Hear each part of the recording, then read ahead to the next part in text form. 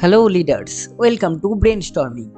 Mama earth is the toxin free natural health care brand जो start तो हुआ था सिर्फ अमेजोन और फ्लिपकार्ट पे सेल करने से, लेकिन आज कंपनी का वैल्यूएशन 1.2 बिलियन क्रॉस कर चुका है। बेबी केयर प्रोडक्ट से स्टार्ट हुआ ये ब्रांड आज स्किन केयर प्रोडक्ट में हिमालयन एंड जॉनसन जैसे एस्टेब्लिश्ड ब्रांड्स को टक्कर दे रहा है। और आगे बात करेंगे कि सिर्फ 5 साल पहले शुरू हुआ ये ब्रांड कैसे आज 700 करोड़ से ज्यादा रेवेन्यू बना रहा है। And most interestingly, how this baby product startup positions itself to compete against FMCG giants like Himalayan, Johnson & Johnson and Dover. And at the end, what are the timeless lessons we can learn from this case study? 2014 में गजल अलग और वरुण अलग पहली बार parents बने और सब parents की तरह ही गजल और वरुण अपने न्यूबॉर्न बेबी अगस्ता की अच्छी सेहत के लिए डॉक्टर से कंसल्ट करते थे और अच्छे अच्छे प्रोडक्ट्स को यूज़ करना पसंद करते थे।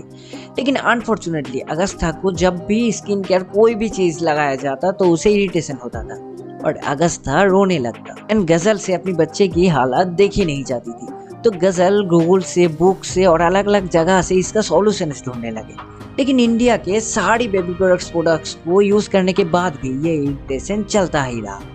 तो गजल और वरुण ने इंटरनेशनल बेबी केयर प्रोडक्ट्स को ट्राई करने का सोचा और मजे की बात यह है कि जब उन्होंने उन प्रोडक्ट्स को अगस्ता की स्किन पर लगाया तो उसे बहुत ही अच्छी तरह से सूट करने लगा।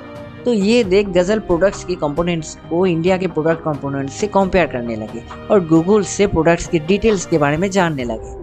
और तब उन्होंने नोटिस किया इंटरनेशनली कई सारे टॉक्सिन इंग्रेडिएंट्स प्रोडक्ट्स में यूज़ करना पूरी तरह से बैंड है, लेकिन इंडिया में ऐसा कोई भी रेगुलेशंस नहीं है, जिससे कई सारे कंपनीज टॉक्सिन चीज़ों को प्रोडक्ट्स बनाने के टाइम पे इस्तेमाल कर रहे हैं। और थोड़ा डेप्थ मार्केट रिसर्च करने पर पता लगा कई सारे इंडियन पेरेंट्स भी सेम प्रॉब्लम फेस कर रहे हैं और वो भी हाई कॉस्ट पे इंटरनेशनल प्रोडक्ट्स को मंगवाते हैं और इस प्रॉब्लम का कोई सॉल्यूशन ही नहीं कर रहा। और यही अनटैप्ड मार्केट को देखते हुए बच्चों के यही प्रॉब्लम को सॉल्व करने के लिए गजल और वरुण लेके आए toxin free baby care brand Mamaearth. दिसंबर 2016 में सिर्फ 6 बेबी केयर प्रोडक्ट्स के साथ कंपनी की शुरुआत हुआ और शुरू से ही कंपनी अपने कस्टमर फीडबैक्स पर काम करने शुरू किया कि क्या क्या चैलेंजेस आ रहे हैं, जिन्हें देखते हुए वो अपने प्रोडक्ट्स को इम्प्रूव करते रहते थे, जिससे लोगों के साथ कंपनी का एक अच्छा रिलेशन बनने लगा। और इसी के चलते word of mouth mama earth brand काफ़ी फैलने लगा। लेकिन कंपनी जब स्केल करने की कोशिश कर रही थी तो लोगों ने अपने कंफर्ट को दर्शाते हुए पुराने एस्टेब्लिश्ड ब्रांड्स को ही चूज करते थे। न्यू ब्रांड्स को कोई ट्रस्ट ही नहीं करता था और ये एक बड़ा प्रॉब्लम बन चुका था। फिर कंपनी ने इस प्रॉब्लम को देखते हुए मेडसेफ ऑर्गेनाइजेशन से अपने प्रोडक्ट्स को सर्टिफिकेट करवाया। मेडसेफ बेसिकली एक नॉन प्रॉफिट ऑर्गेनाइजेशन है जो प्रोडक्ट्स को safe for baby screen, safe for environment, safe for marine life in parameters को चेक करके सर्टिफाइड करते हैं। और मामा अर्थ ने अपने ऑर्गेनिक प्रोडक्ट्स को सर्टिफाइड करके लोगों के बीच में अपने ट्रस्ट को एस्टेब्लिश किया। और अभी अगर हम कंपनी के बिजनेस मॉडल की अगर बात करें तो मामा अर्थ के बिजनेस मॉडल कुछ हद तक सिमिलर है एप्पल के बिजनेस मॉडल से। जैसे एप्पल अपनी शुरुआती दिनों में सिर्फ सीपीयू और कंप्यूटर मैन्युफैक्चर करते थे और कस्टमर्स की फीडबैक को देखते हुए कस्टमर डिमांड्स के अकॉर्डिंग आईपैड, आईफोन जैसे प्रोडक्ट्स को मार्केट में इंट्रोड्यूस करते रहते थे। और सेम चीज़ें हमें मामा अर्थ में भी देखने को मिल रहा है।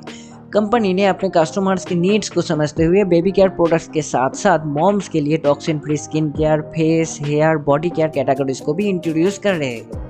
अभी कंपनी ने अपने टारगेट कस्टमर्स को समझते हुए इन्फ्लुएंसर मार्केटिंग पर जोर देना शुरू किया और देखते ही देखते कंपनी का रेवेन्यू बढ़ने लगा, जिसका हम प्रैक्टिकल एग्जांपल देखें तो जहां 2019 में कंपनी का रेवेन्यू 17 करोड़ था, वही पैंडेमिक के बाद रेवेन्यू 500 करोड़ से ऊपर चला गया। कंपनी को कुछ ही समय में करीब 400 गुना का प्रॉफिट देखने को मिल रहा है।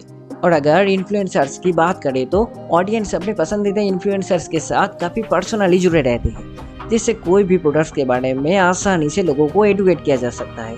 और इसी टेक्निक्स को कंपनी ने काफ़ी सही तरीके से इस्तेमाल किया है और कंपनी को अपने सेल्स में इंक्रीज देखने को मिल रहा है। और कंपनी का ब्रांड इमेज की अगर बात करें तो कंपनी के लोगो अपने आप में ऑर्गेनिक फील करवाता है और पैकेजिंग इतना अट्रैक्टिव है कि कोई भी देख के समझ जाएगा ये नेचुरल स्किन केयर ब्रांड है। और इसी के साथ साथ बात करते हैं इस केस स्टडी से हमें क्या क्या बिजनेस लेसन सीखने को मिल रहा है। लेसन नंबर 1, चाहे आप ऑलरेडी बिजनेसमैन हो या ना हो, पर कोई जेन्युइन प्रॉब्लम्स को टैकल करके उसके अराउंड बिजनेस स्टार्ट किया जा सकता है और लोगों के फीडबैक्स के साथ साथ ब्रांड्स को आगे ले जाया जा सकता है। लेसन नंबर 2, ब्रांड बनाने के समय पे ब्रांड के लोगों के साथ साथ पैकेजिंग पर भी खास ध्यान देना चाहिए। लेसन नंबर 3, जितने जल्दी हो सके कम प्रोडक्ट्स के साथ साथ कंपनी को लॉन्च करना चाहिए और फिर कस्टमर्स की नीड्स के अकॉर्डिंग नए नए प्रोडक्ट्स को इंट्रोड्यूस करना चाहिए। जैसे मामा अर्थ शुरू तो हुआ था बेबी केयर प्रोडक्ट्स के साथ, लेकिन कस्टमर नीड्स के अकॉर्डिंग आज वो पेरेंट्स के लिए भी स्किन और बॉडी केयर प्रोडक्ट्स बनाते हैं। और इन लेसन्स के साथ आप भी अपने बिजनेस में ग्रोथ हासिल कर सकते हैं। कमेंट्स पे बताएं आपको क्या क्या लेसन सीखने को मिला। वीडियो को लाइक और शेयर ज़रूर करें। ऐसे ही वैल्यूएबल कंटेंट के लिए चैनल को ज़रूर सब्सक्राइब करें। Thanks for your valuable time. मिलते हैं कुछ अगले लेसन्स के साथ। Bye bye.